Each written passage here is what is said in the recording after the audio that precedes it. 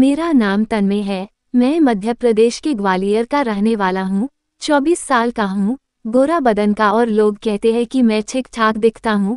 मेरे मामा का घर आगरा में है और उनकी एक बेटी है, स्नेहा। उम्र शायद 19 साल। सन्या को देखकर कोई भी कहेगा कि वो बहुत खूबसूरत है। उनकी आंखों में एक चमक है और हंसी ऐसी कि सामने वाला भी मुस्कुराए बिना न रह सके। पिछले महीने मैं मामा के घर गया। जैसे ही मैं उनके घर पहुंचा, सन्या दौड़कर आई। उसने बड़े प्यार से नमस्ते किया और पूछा, भैया आप कैसे हैं? मैंने हल्का सा मुस्कुराकर उसका गाल दबाया और कहा, तू कैसी है सन्या? उसने हंसते हुए जवाब दिया, बहुत दिनों से आपका इंतजार कर रही थी। इस बात से आपको कोई खास फर्क नहीं पड़ता, पर मुझे पड़ता है। ये कहानी बचपन से नानी और माँ दोनों के मुंह से साल दर साल सुनी है। शायद आप में से कुछ वाकिफ होंगे उत्तर भारत में मनाए जाने वाले त्योहार भाई दूज से। रक्षा बंधन की तरह भाई दूज भी भाई और बहन के लिए मनाया जाने वाला त्योहार है। दिवाली के अगले दिन गोवर्धन पूजा होती है और उसके अगले दिन भाई दूज। इस दिन घर की बहनें और बहुएं सुबह सवेरे नहा धो के चावल और पानी को पीसकर महीन सफ़ेद रंग तैयार करती हैं और उस रंग से घर के कमरे या आंगन के कोने में फर्श पर कोबर जैसी कलात्मक कृतियां बनाती हैं।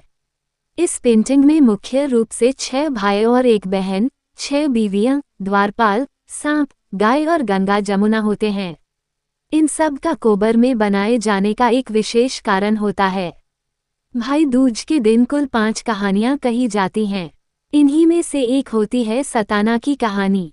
बहुत साल हुए, नानी के देहांत के बाद से सताना की कहानी नहीं कही गई। कारण सिर्फ यही कि घर की औरतें अब उतनी मेहनत नहीं करना चाहती थीं। सताना 6 भाइयों की अकेली और लाडली बहन और भाभीियों से त्रस्त एक अबला कन्या है जो अक्सर भाभीियों के कोप का शिकार बनती है। एक बार सताना को उसकी एक भाभी ने काली कंबल सफ़ेद करके लाने का हुक्म दिया। तब सताना देर तक यमुना किनारे बैठी रोती रही। भला हो जमुना मैया का, जिन्होंने अपने पानी के वेग से सताना की काली कंबल सफ़ेद कर दी थी।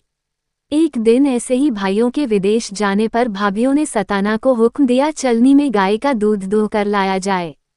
सताना ने लाख कोशिश की, पर गाय ढीठ थी और वो सताना को पास भी न फटकने देती थी। एक सांप से संतान के आंसू न देखे गए और उसने सताना को कहा कि उसके शरीर से गाय के पैर बांधकर दूध दूह ले। तब कहीं जाके सताना गाय को काबू में कर पाई, पर जब छलनी में दूध दूहना शुरू किया तो सारा दूध गिर जाता था। सताना फिर से रोने लगी।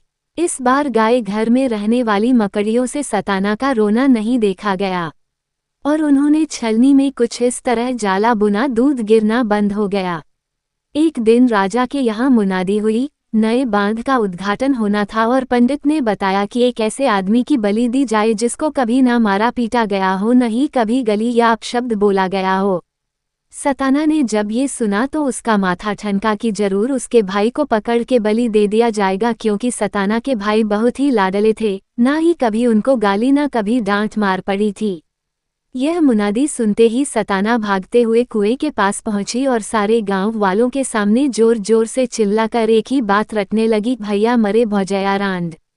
जिसका मतलब है कि भाई की मृत्यु हो और भाभी विधवा हो जाए। इस प्रकार की गालियां सताना दे ही रही थी। तब तक राजा के सैनिक घर घर बलि के लिए आदमी खोजते हुए सताना के दरवाजे पहुंचे, जहां भाइयों और भाभियों में बहस चल रही थी कि सताना पागल हो गई है और अपने भाइयों को बुरा भला कह रही है। सारे गांव वालों ने सैनिकों को ये कहकर सताना के घर भेज दिया कि केवल सताना के भाई ही हैं जिनको कभी गाली या मार ना पड़ी हो।